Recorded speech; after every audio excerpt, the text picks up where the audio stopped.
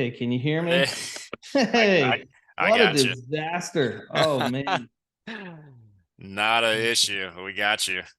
Hey, it says the Hey, video things says you happen. have to says you have to start me as a video. I understand you don't want to see my ugly face. I get it. But Let me Zoom here is telling me I cannot start my video because the host has stopped it. Unstop it. how about now? Let's Let test me it. see. Click OK. I Click think I start. got you. Hey. Oh geez, there's the background again, man. That's it. Let me That fix old that. pesky background. Oh my gosh. Well, anyway. So how's everything going? Yeah, not too bad. Um, Hope everybody had did you have a good Halloween? Yeah, it was okay. It was Yeah. okay. We did the trunk or treat thing, Oh, with those a are lot of fun. these. And yeah, this one wasn't. This was a little No. disappointing. Yeah. This was a little lacking. In Yeah. what way? As in not Well, enough there were trunks about or not three enough? cars. There were about Okay. three cars total, and it wasn't really it was funny. I think it was more themed towards adults. And they said it was a trunk or treat, and we show up, and there's a bunch of food trucks, but kids don't care about food trucks, No, they want the at all. And I candy. think there were three or maybe four SUVs with their tailgates open and stuff. We still had fun, lit in Yeah, them, but the kids were like, "This is awful." So that's that's all that matters, right? Get the family that's right. together. That's right. I That's right. should have came to my neighborhood. The god dang, the neighborhood I was in, man, we filled up a couple buckets worth. It's just Oh, just did a you? just a large. We walked. I'd say we walked a good couple miles at the end of that trip, but no, Jeez, it was yeah, it was fun. that's awesome. But That's awesome. Well, we got a good one today, man. I'm looking forward to this one. yep. Let's see. Well, shoot, it's already 1:36, so I guess we'll go ahead and get started. I know we had a little technical difficulties earlier, and hey, just to verify before I get started, one, you can see the presentation, and two, can you see my face? Yeah, we've had that issue. That's good. Are you able to see both? Just wanted to confirm.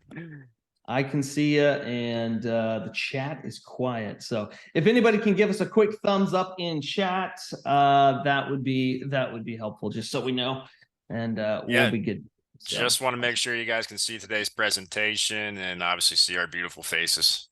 There's yeah, been a couple of previous webinars where we were having some technical difficulties, so just wanted to make sure that's cleared up. That's kind of why we have a tendency to join in here a little earlier to figure that out. But Q&A. Yes, just so we know, chat is disabled. We're being told again. We got to figure that out, man. But Q&A does work. So guys, we will uh, do all of our communication through Q&A. Thank you, Tisha. I Q&A, appreciate it. yes, guys, I'm sorry about the chat. I thought I looked into this from the last webinar because that apparently was an issue, and I thought I allowed all, but hey, I guess it's not working again. So my apologies. If you guys want to chat, just go through the Q&A. I know for a fact that's enabled because Tisha just chimed in here. So thank you, Tisha. All righty, let's get So started, man. All yeah, you. let's go ahead and do it. So good day, everybody. Thank you for joining us and another edition of our compliance step-by-step webinars. My name is Ray Walters. I'm going to be your co-host. I'm going to be your today's host. I'm joined by my co-host, Mr. Ken Wood over here. He's a local business owner. We're here to help you guys step-by-step keep your practice more compliant than yesterday by providing education and creating awareness through these webinars. Again, for those of you that are joining here that are new, we do host these webinars weekly every Tuesday, 1:35 to 1:55 p.m. Eastern Standard. Try to keep it short and sweet because I know you guys are, maybe joining on your lunch break, etc. So we want to provide that value for you. So today's topic, we're going to be addressing evacuation procedures and the importance of an effective evacuation plan.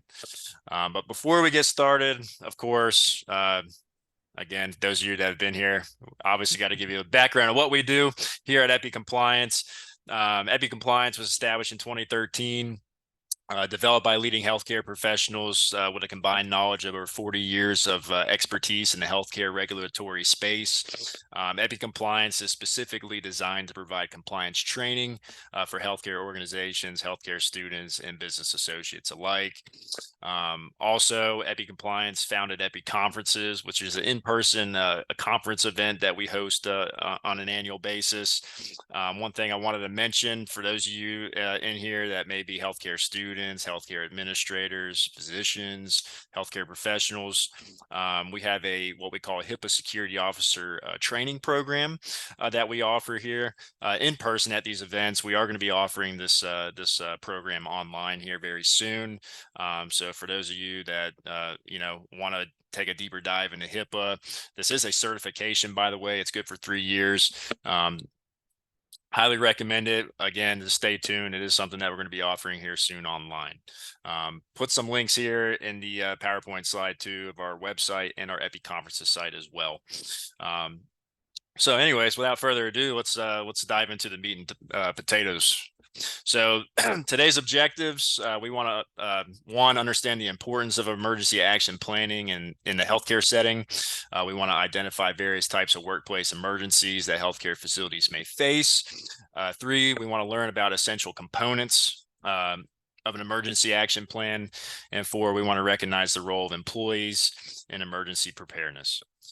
So with those objectives in mind, let's go ahead and dive in, right? So what is a workplace emergency, right? So as defined by OSHA, and just keep in mind, a lot of this information I'm getting straight from OSHA.gov, okay? So OSHA defines a workplace emergency as any unforeseen situation that poses a threat to employees, customers, or the public that disrupts operations or causes physical or environmental damage. These can be natural disasters such as floods, hurricanes, tornadoes, or even man-made emergencies like fires, chemical spills, and even workplace violence that results in bodily harm and trauma. Okay. Move on to the next slide. So follow up to that, obviously during these emergencies, you want to, as a healthcare organization, you want to have sort of an emergency action plan in place because, again, a lot of these events are unforeseeable. You want to be able to respond efficiently, right, and effectively. So what is an emergency action plan? Again, to respond effectively during workplace emergencies. These plans outline actions that employers and employees must take during an emergency to ensure safety. It is particularly crucial in healthcare settings where the well-being of patients and staff, again, is a top priority here. And Ken, you know what? I might have went over. Did you have a? No, you're good. Yeah, I wanted to say something, and actually, this ties perfectly into the slide, guys. Perfect. What I'm about to say is just a very quick story. I don't even think there's a moral to the story. It's just very funny, and it is related to having an action plan and sort of the failure that we had. This must have been, I think it was 1996, summer of 1996. I will tell you where it was specifically. It was on Kingsley Boulevard at a church called First Baptist Church of Orange Park. This is 1996. And I'm the youngest of 7 boys. And we were walking around the campus one Sunday night while everybody was in the service itself. And this is hilarious. My brother John, my next oldest brother to me, or my brother Jeff, the second oldest next to me, had put a $10 bill in the lever of the fire alarm system for the church. And you know how they used to stand outside, they were in the brick wall as you walk around, it's that kind of thing. And they sat in there and they said, Ken, look, there's a $10 bill in there. It's yours if you can get it. And I reached in there and, being young and stupid as I was, I reached in there, grabbed it, pulled the handle down, and in that moment, it was complete silence. And then it just rang out, and everybody from all doors came running out, sprinting, stampeding, running out. And I realized that the week or 2 weeks prior to that, there was a fire that was actually on the news and everything. So people were really sensitive to it already. So when they heard the fire, they just sprinted out. And when they came out, my parents saw me standing there with a $10 bill in my hands, and my brother's laughing at me, and they knew instantly what had happened. And to this day, that is still told around that I think around that place. But oh my gosh, talk about an action plan they didn't have in place. It was just stampede of people. I felt horrible. Oh my gosh! But you're lucky nobody got hurt there, Ken. I'm pretty sure some people probably did. I don't know how they didn't. I mean, it was It was just, Uh, it was absolutely insane. Yeah, it was very sad. Should not have done that, but what are you going to do? no, it's hey, this goes to show, there was probably no plan in place, and everybody was Yeah. sort of running for their lives. Yeah. Oh, it was But funny. you know what? I actually I wouldn't say I struggled. And again, for those of you that haven't joined, we always try to share some experiences, some stories, regarding the topic. And for this one, I have some family that work in healthcare, and one in particular, he's a nurse practitioner. And I asked them, I'm like, hey, have you ever had any experience, having to use an emergency action plan, or something, something that happened might have happened at the clinic, the hospital, etc. And he actually had it's a good story. Okay, it's not a it's not a sad ending, But anyways, I'll kind of give you guys a long story short. He worked for a surgery center, and the surgery center faced a power outage during a surgery, and obviously you can guess what happens next. The patient passed away. No, I'm kidding. Oh, that's terrible. No, Oh no, gosh. I'm kidding. I'm kidding. Obviously, where I'm going with this, they had emergency action plan. In other words, they had a generator, right? They had backup generators in place. So, obviously, when the power went out, guess what? Generators kicked on, which ensured a seamless continuation of that procedure. Obviously, the patient's life was in good hands. Patient was safe, and surgery was successful. But again, I wanted to emphasize, that's crucial, right? Those situations, and you never know when that, you never know when those things can happen, right? It's always unexpected, and obviously to have that, sort of plan in place. And it might seem like common sense to some. Yeah, we need backup generators, right? But Yeah. again, some of those things, sometimes those things are overlooked. And in this particular scenario, this practice did have backup generators when the power went off. Guess Did what? you tell us where that was? I mean, This not. was a surgery center in Texas. So my Oh, it cousin was from Texas. Okay. Dallas, Texas, to be exact. Got it. DFW. He's a, travel nurse practitioner, so he took a job there for 6 months working in Got it. this surgery center. Yikes. And yeah, that was I mean, it was a good story that I thought obviously made sense to this topic. But I was like, man, that's Yeah. that's pretty wild. He wasn't the one performing the surgery, but he was there as a witness. But Jeez. anyways, having said that, let me go to the next slide here. So, obviously, developing an emergency action plan. Again, as a practice, you want to create an effective emergency action plan. That usually involves considering potential workplace emergencies, and obviously conducting.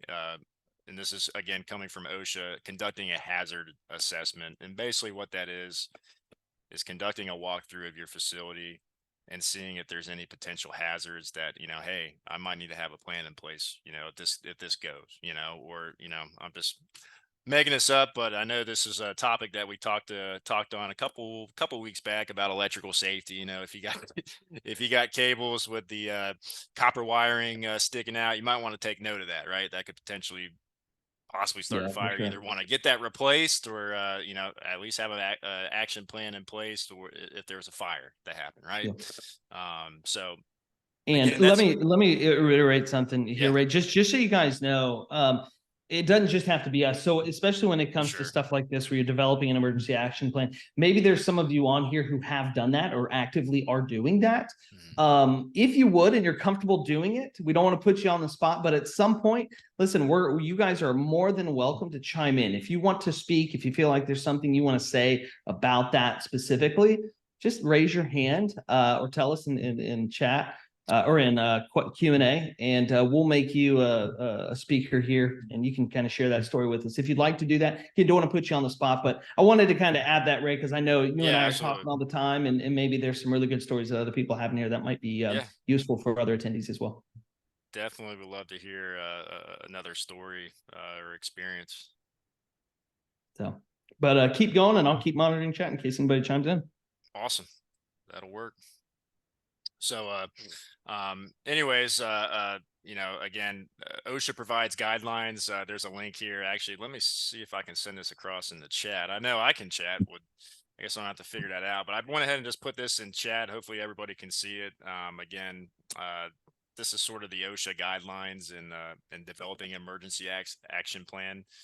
Highly recommend if this is something that you're not familiar with, take a look at this. This is very helpful, and basically shows you from the top down how to develop an action plan.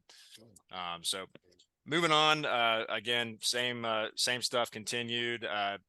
This also is highlighted in that link that I just sent, but there is, in terms of emergency action plan, OSHA states that the minimum requirements that an action plan must include are the following: a preferred method for reporting fires and emergencies, evacuation policies, procedures, emergency escape procedures with floor plans, contact information for both internal and external personnel, procedures for essential personnel during emergencies, and also rescue and medical duties for designated workers. So again, those are sort of the minimum requirements to an action plan. You can obviously expound upon those, but I found that interesting. That was kind of stated in that link that I had sent over to you guys. Learning, evacuation, and employee training. So alerting employees, right? So this is sort of the first step in successful emergency response. Implement clear and recognize alarm systems at your practice as well that are visible, audible, and also backed by auxiliary power. Establish communication systems for notifying employees and authorities promptly. Also, in addition to that, ensure that your evacuation policies, procedures are well defined. Generally speaking, if you're a practice, you might appoint, an evacuation warden that include these procedures and provide the training for assisting individuals and individuals with disabilities. Employee training, again, we harp on this in I think every webinar that we've had so far. Employee training is crucial. Again, you want to cover those various aspects of emergency preparedness, including roles, threat recognition, notification response, evacuation, equipment usage, and shutdown procedures.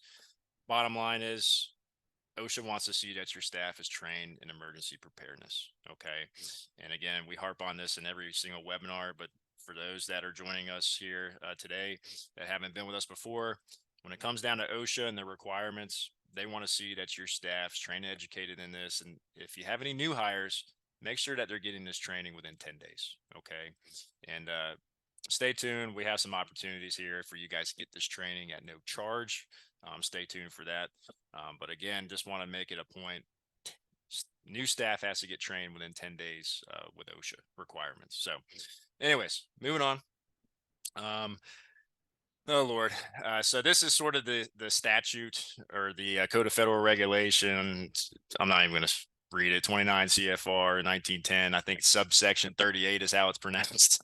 But it says to maintain OSHA compliance, it's important to follow the guidelines, which requires emergency preparedness training to cover the following. So again, this is sort of telling you what needs to be provided in this emergency preparedness training. So obviously topics like individual roles and responsibilities, recognizing threats, hazards, and protective actions, notifications to look out for, warning and communication procedures, how to locate family members during emergencies, emergency response procedures, evacuation, shelter, and accountability processes, obviously understanding emergency equipment, and understanding emergency shutdown procedures. So this is, again, this is what OSHA highlights should be in that emergency preparedness training. So let's recap, obviously. Let's talk about some of the solutions. Again, for those of you that are in here that own practices or work for a practice, you want to make sure that you're developing and implementing an emergency action plan. It is required of OSHA to have this in place. Hopefully that link I'd sent over earlier at least gives you a starting point for that. There are some other solutions as well. Number two, you want to conduct a hazard assessment to identify potential emergencies. I mentioned this earlier. Just a simple walkthrough of your practice. Yeah. If there's certain areas of concern, make sure you're taking note of that. And, again, identifying any hazards, etc. Again, training. You want to provide annual emergency preparedness training for all your employees. And then last but not least, the meat and potatoes of this presentation, I should say, ensuring safety and well-being of all employee during workplace emergencies. So each of these solutions, obviously, they play a crucial role in safeguarding your workplace in the event of emergency action is needed. Now, I mentioned this earlier. So if you guys are eager to further your knowledge and advance your career in healthcare compliance, again, we have some opportunities here for you. Like I said, if you guys are looking for emergency preparedness training, you're in luck. Guess what? We offer a free solution through our Epi Courses site. I'm actually going to post the link over here in chat for you guys. And again, don't worry, there is going to be an email that's sent out to everybody that's participated today that's going to provide these links. But again, this course covers not only bloodborne pathogens, but again, it covers everything: emergency preparedness, electrical safety, pretty much every topic that we've discussed. This training covers. It consists of a lecture, a test, and you get a nice downloadable PDF certificate at the end. So again, for those of you that are looking for a free resource, there it is for you, epicourses.com. You can sign up and register for our free OSHA training. Now, I did just throw this link in chat as well for you guys.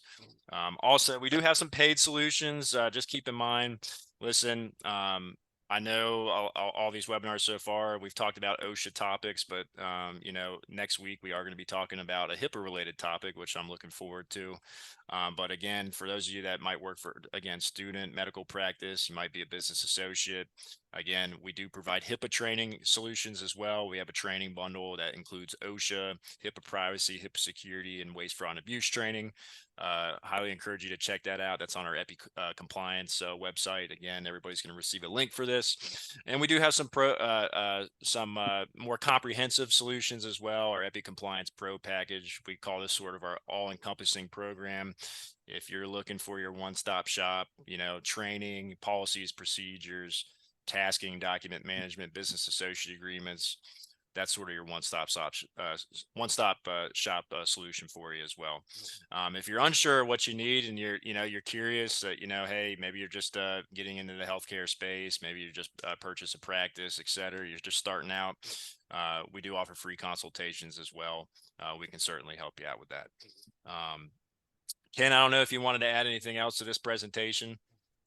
No, that was good. I think my story pretty much did it in. It was a good story.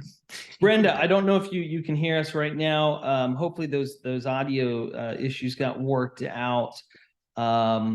If not, we will need to make sure we look into that for next time. I want to make sure everybody, at least most people, are able to hear exactly what we're saying. But Ray, we had a few questions, actually just two questions submitted. Are you ready for the hot seat?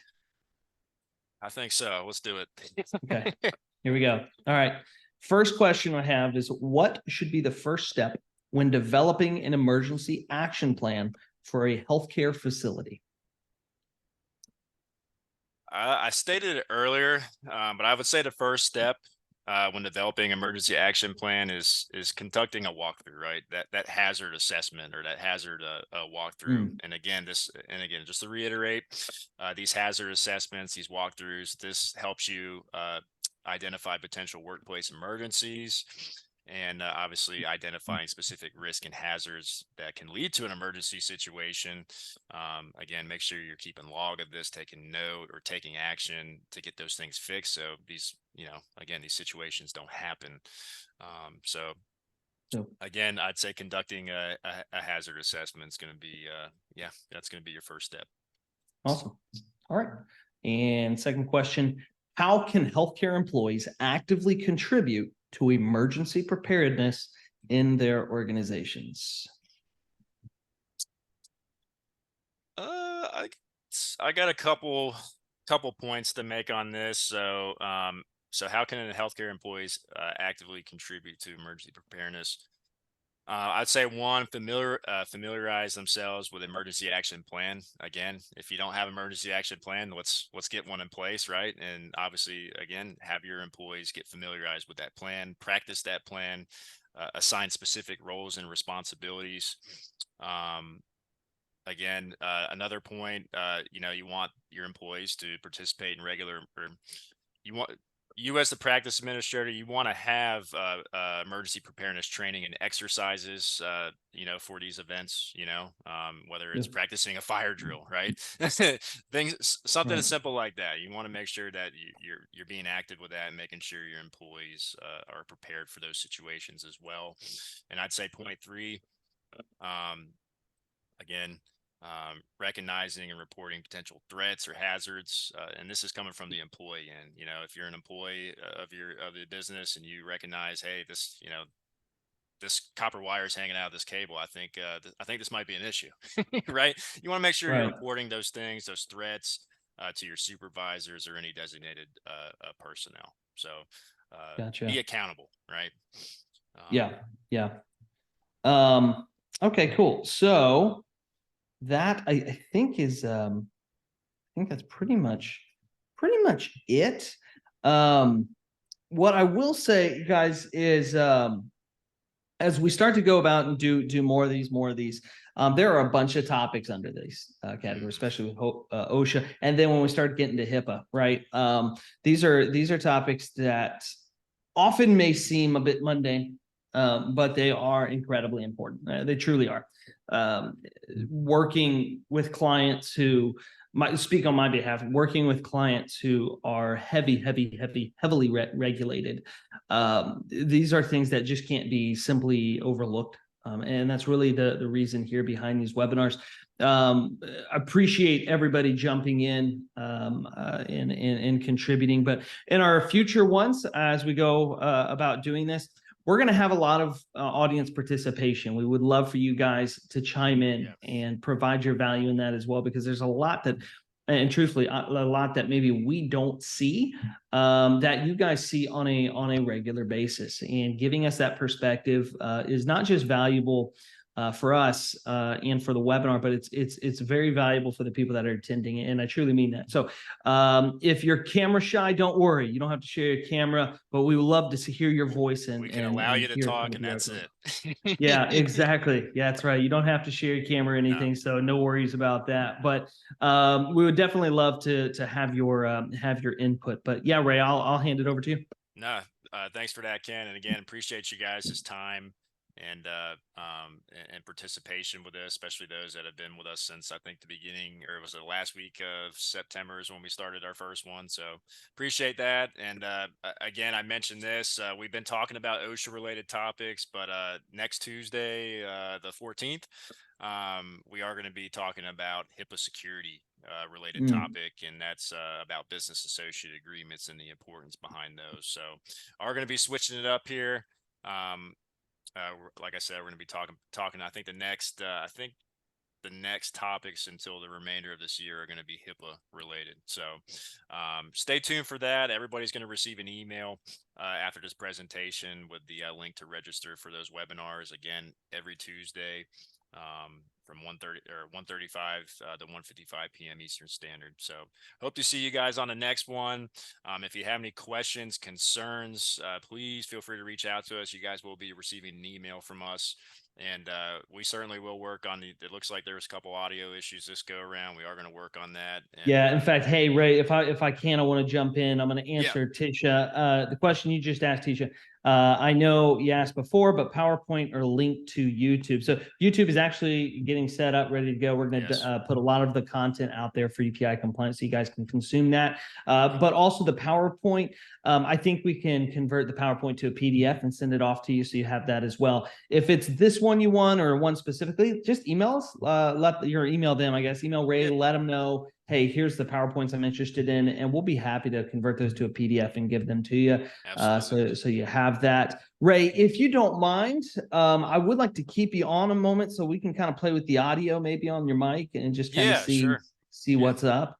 But hey, guys, everybody that's attended, awesome. Really appreciate you continuing to show up. It means a lot to us. Yeah, we appreciate you guys. And like I said, I hope to see you guys on the next one and the next one after that, right? So you guys have a great rest of your day, and well, we'll see you next time. Good deal. Thanks, good deal. guys. Hey, Ray, when we hang up we'll here, do you think you could just send me another meeting, like a Zoom meeting, and we'll just try to figure it out? Let's do that. Okay, cool. All right, guys. Thanks, Thank man. you. Take care, guys. Bye. See you. Bye.